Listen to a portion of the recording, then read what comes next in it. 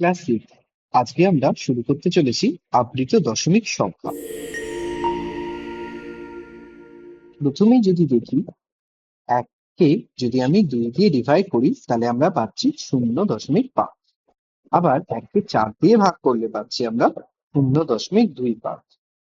একইভাবে এককে যদি 5 দিয়ে ভাগ করা হয় তাহলে পাচ্ছি আমরা 0.2।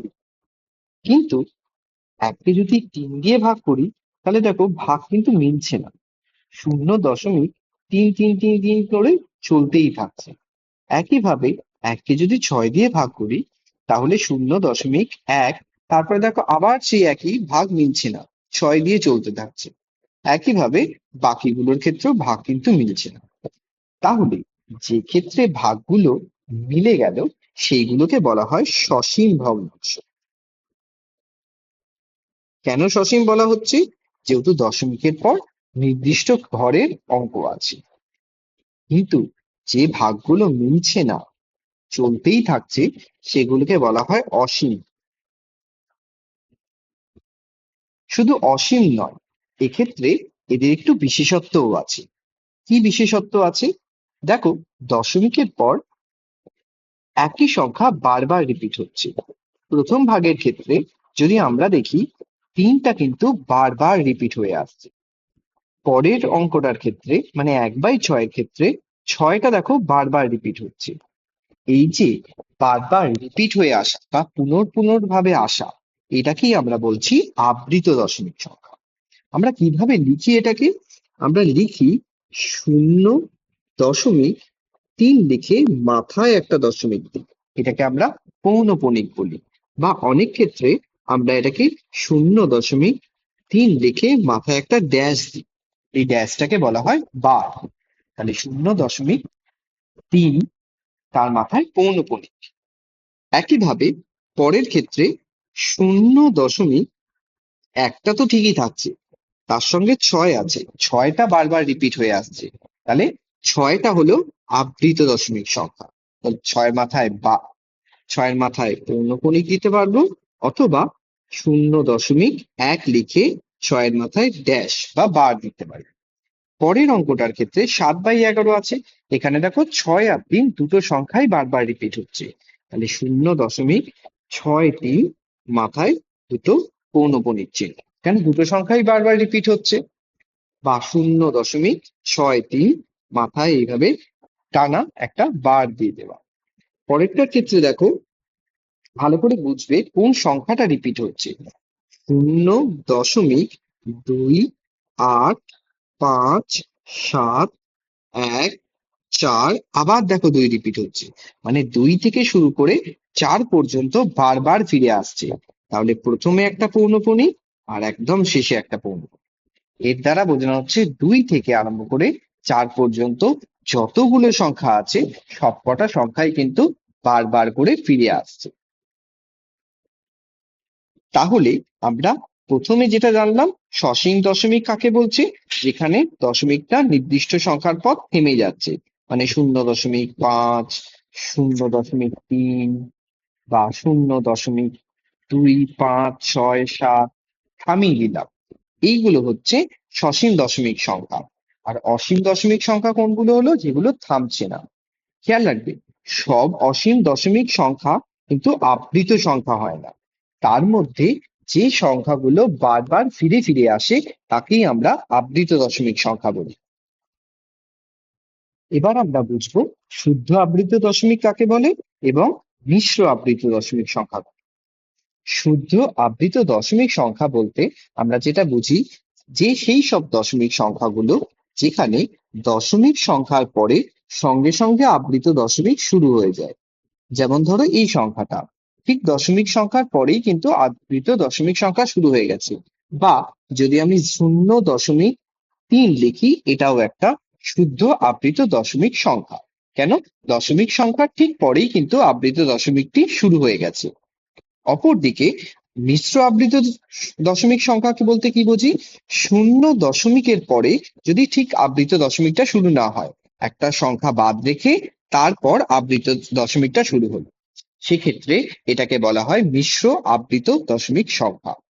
যেমন ধরো আবার একটা এক্সাম্পল দিই, 0.003 তার মাথায় পড়বে। তাহলে এটাও একটা মিশ্র আবৃত দশমিক সংখ্যা। কেন? দশমিক সংখ্যার ঠিক পরেই কিন্তু আবৃত দশমিক শুরু হয়নি, তার থেকে দুটো ঘর বাদ দিয়ে তারপর আবৃত দশমিক শুরু হয়েছে। নেক্সট এবার আমরা দেখে নেব কি করে এই দশমিক সংখ্যা মানে মিশ্র আবৃত দশমিক বা শুদ্ধ আবৃত দশমিক সংখ্যা দেওয়া থাকলে সেখান থেকে আমরা সামান্য ভগ্নাংশে প্রকাশ করব। প্রথমে দেখব শুদ্ধ আবৃত দশমিক সংখ্যা থেকে কি করে প্রকাশ করব। প্রথমে সংখ্যাটা দেওয়া আছে, দেখো 0.5 আর 4। 5-এর মাথায় পৌনঃপুনিক চিহ্ন আছে, 4-এর মাথাও আছে। তার মানে সংখ্যাটায় 5 আর 4 বারবার করে রিপিট হয়ে এসেছে। এই ধরনের সংখ্যার ক্ষেত্রে আমরা প্রথমেই যেটা করব, যে সংখ্যাটা আছে পুরোটাই লিখে নেব, মানে 54টা লিখে নিলাম। যাদের মাথায় পৌনঃপুনিক থাকবে তাদের জন্য একটা করে 9 বসলো, তাহলে দুটো সংখ্যার মাথায় আছে পৌনঃপুনিক, তাই জন্য দুটো 9। এবার যদি এদেরকে আমি কাটাকুটি করি, কত আসছে? 9 দিয়ে কাটলে 6×9 = 54, 9 দিয়ে কাটলে 11। তাহলে আমরা সংখ্যাটা পাচ্ছি 6/11। তার পরেরটা যদি দেখি 0.93, 9 আর 3 দুটোর মাথাতেই আছে, একইভাবে নিয়ম। 9 3 ওপরে বসছে, নিচে দুটো 9।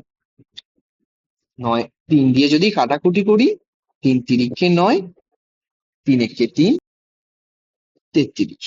তাহলে আমার উত্তর এলো কি 31/33। একইভাবে তার পরেরটাও দেখি। পরেরটার ক্ষেত্রেও কিন্তু 1 থেকে শুরু করে 2 পর্যন্ত সবকটার মাথায় পৌনঃপুনিক আছে, কিন্তু এখানে মাথায় 6-এর মাথায় পৌনঃপুনিক চিহ্ন নেই মানে ভেবো না এটা রিপিট হবে না, এটাও কিন্তু আবৃত দশমিক সংখ্যার মধ্যেই পড়ছে। তার মানে উপরে 1 6 2 হবে এবং নিচে দানা থাকবে 9 9 9, তিনটে 9। ঠিক আছে, এবার যদি আমি 3 দিয়ে কাটাকুটি করি, নিচে আসছে 3 3 3, উপরে 3 দিয়ে কাটলে 3 5-এ 15, 3 4-এ 12। আবারও 3 দিয়ে কাটছে 1 1 1, এটাকে কাটলে হচ্ছে 3 1-কে 3, 3 আসছে 24। এখনো 3 দিয়ে যায় 37, এটা 6। তাহলে আমরা উত্তর হিসেবে কি পেলাম? 6/37। পরেরটার ক্ষেত্রে যদি দেখি একই রকম ভাবে হবে 1 2 1। প্রথমে শূন্যটা লেখার প্রয়োজন নেই বলে আমি লিখলাম না, কিন্তু 9টা কিন্তু লিখতেই হবে। নিচে আসছে 4টে 9, 11 দিয়ে কাটলে উপরে আসছে 11, নিচেটাকে 11 দিয়ে কাটলে নিচে আসছে 909। তাহলে আমার উত্তর হলো কি 11/909। এরপরে আমরা দেখে নেব মিশ্র আবৃত দশমিক সংখ্যার ক্ষেত্রে কিভাবে করব। মিশ্র আবৃত দশমিক সংখ্যার ক্ষেত্রে নিয়মটা একটু আলাদা। কি হবে? যে সংখ্যাটা দেওয়া আছে পুরোটা আগে লিখব এবং সেখান থেকে বিয়োগ দিয়ে দেবো সেই সংখ্যাগুলো যাদের মাথায় আবৃত দশমিক নেই, মানে এক্ষেত্রে হচ্ছে 27। তাহলে ওপরে কি হচ্ছে, পুরো সংখ্যাটা লিখছি, সেখান থেকে বিয়োগ দিচ্ছি যাদের মাথায় আবৃত দশমিক সংখ্যা নেই। আর নিচে হবে যাদের মাথায় আবৃত দশমিক আছে তার জন্য 9 এবং যাদের মাথায় নেই তাদের জন্য 0। তাহলে সমান সমান আমার কত দাঁড়াচ্ছে? 272 থেকে যদি 27 বিয়োগ দেওয়া হয় তাহলে আমার আসে 245, নিচে 900। আমি যদি কাটাকুটি করি, 5 দিয়ে কাটি, 4 5-এ 20, 5 9 45, নিচে আসছে 5 দিয়ে কাটলে 5 16 90, মানে 160। আমার উত্তরটা দাঁড়াচ্ছে কি 49/160। 81 এর ক্ষেত্রে যদি আমরা এরকমটা দেখি কি হবে, একই নিয়ম। উপরে আসছে 81 মাইনাস 0, যেহেতু শূন্যর মাথায় কিন্তু কোনো পৌনঃপুনিক নেই। নিচে কি হবে? দুটো 9 সঙ্গে যেহেতু শূন্যর মাথায় পৌনঃপুনিক নেই তার জন্য একটা শূন্য। দশমিক সংখ্যার পরে, ঠিক পরে দেখতে হবে কোন সংখ্যাগুলোর মাথায় পৌনঃপুনিক নেই, দশমিক সংখ্যার আগে দেখলে হবে না। তাহলে আমার সংখ্যাটা দাঁড়াচ্ছে 81/990। 9 দিয়ে যদি কাটাকুটি করি 9110, 9/0। এবার এখানে দেখো এই সংখ্যাটার ক্ষেত্রে পূর্ণ সংখ্যা আছে। আমরা এক্ষেত্রে পূর্ণ সংখ্যাটাকে আলাদা করে লিখে নেব। মানে 3+0.432। সংখ্যাটাকে দেখো আমরা আলাদা করে লিখে নিলাম। যে সংখ্যাটার দশমিকের পার্টটা একসঙ্গে এক জায়গায় লিখলাম, আর পূর্ণ সংখ্যাটাকে আলাদাভাবে লিখলাম। এবার এটাকে আমরা সামান্য ভগ্নাংশে নিয়ে যাবো। 3টা যেমন ছিল তেমনই রাখবো। আর পরের ক্ষেত্রে এই পার্টটাকে কিন্তু আমরা মিশ্র আবৃত দশমিক থেকে সামান্য ভগ্নাংশে পরিণত করতে পারি। একই নিয়ম, ওপরে হচ্ছে 4, 3, 2 - 4, নিচে থাকবে 9, 9। একটা 4-এর মাথায় কেবলমাত্র পৌনঃপুনিক নেই তাই জন্য একটা শূন্য। তাহলে হচ্ছে 3+428/990। 2 দিয়ে কাটলে এটা 214 হয় ওপরে, নিচে হচ্ছে 445।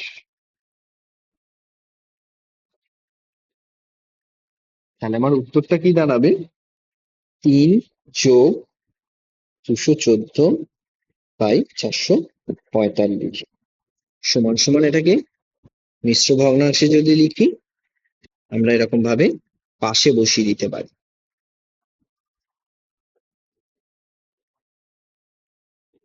তাহলে এইভাবে আমরা একটা আবৃত দশমিক সংখ্যা দেওয়া থাকলে সেখান থেকে সামান্য ভগ্নাংশে পরিণত করতে পারি। আজকের ক্লাস এই পর্যন্তই থাকছে।